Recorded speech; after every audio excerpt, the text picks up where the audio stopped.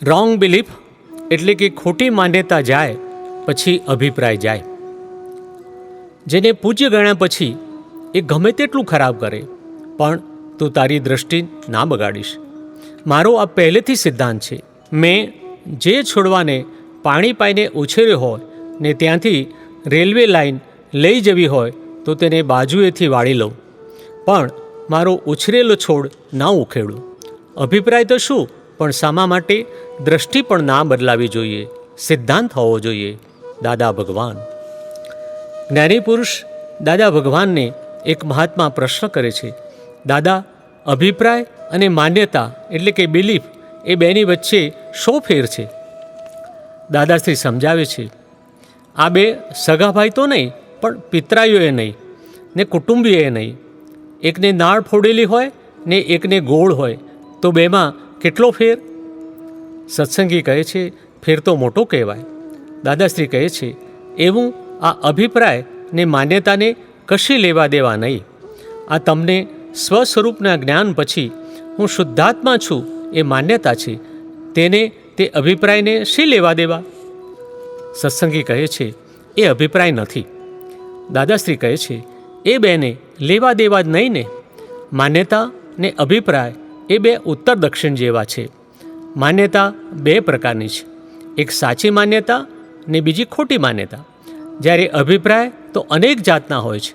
જો ખોટી માન્યતા હોય તો અભિપ્રાય બેસે, ને જો સાચી માન્યતા હોય તો અભિપ્રાય ના બેસે. જો હું શુદ્ધાત્મા છું એ માન્યતા હોય તો અભિપ્રાય ના બેસે. એને પછી રાગ દ્વેષ હોય જ નહીં.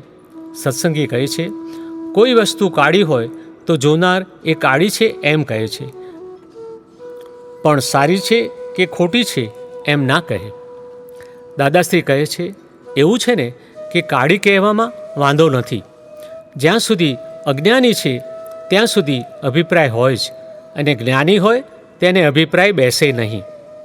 અમારી 5 આજ્ઞા પાડે તેને કોઈ પણ જાતની જવાબદારી છે જ નહીં, પણ આજ્ઞા ના પાડે તેને શું થાય? સત્સંગી કહે છે, ખોટી માન્યતા એટલે કે રોંગ બિલીફ અને અભિપ્રાય વચ્ચે શું તફાવત છે? દાદાશ્રી કહે છે, અભિપ્રાય અને એવી બીજી કેટલી ચીજો ભેગી કરો ત્યારે એ ખોટી માન્યતા એટલે કે રોંગ બિલીફ કહેવાય. અભિપ્રાય એ ખોટી માન્યતાનો એક નાનામાં નાનો ભાગ છે, પણ ખોટી માન્યતા એ કંઈ અભિપ્રાયનો ભાગ નથી. અભિપ્રાયનો જન્મદાતા એ ખોટી માન્યતા એટલે કે હું નામધારી છું તે છે. તે મહાત્મા કહે છે, આ સ્વ સ્વરૂપના જ્ઞાન પછી ખોટી માન્યતા એટલે કે રોંગ બિલીફ જાય છે, તો એ અભિપ્રાયનું અસ્તિત્વ તો હોય છે.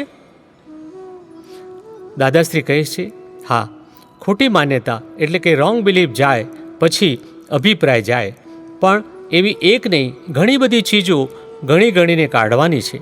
પણ હું નામધારી છું એ ખોટી માન્યતા એટલે કે રોંગ બિલીફ જાય તો બધા અભિપ્રાય જાય. જેનું મૂળ ઉડી ગયું એ પછી સુકાઈ જાય.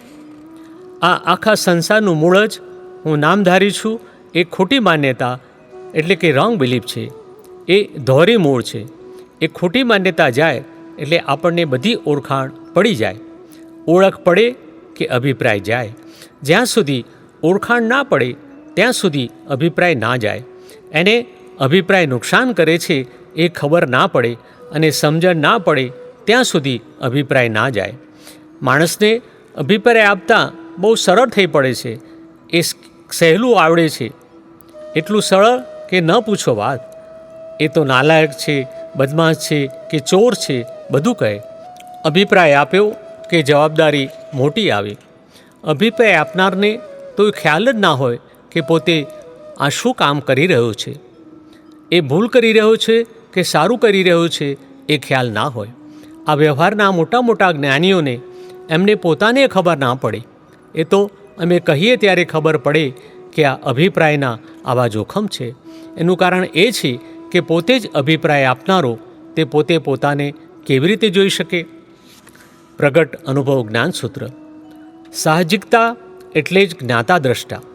કોઈ આપણા માટે 1000 વાર ના ગમતું કરે તો પણ આપણે એમના વિશે કોઈ અભિપ્રાય આપવો નહીં. આપણે હું શુદ્ધાત્મા પક્ષના ગમતામાં જ રહીએ ત્યારે આજ્ઞામાં રહ્યા કહેવાય. જ્ઞાની પુરુષ કનુ દાદાશ્રી.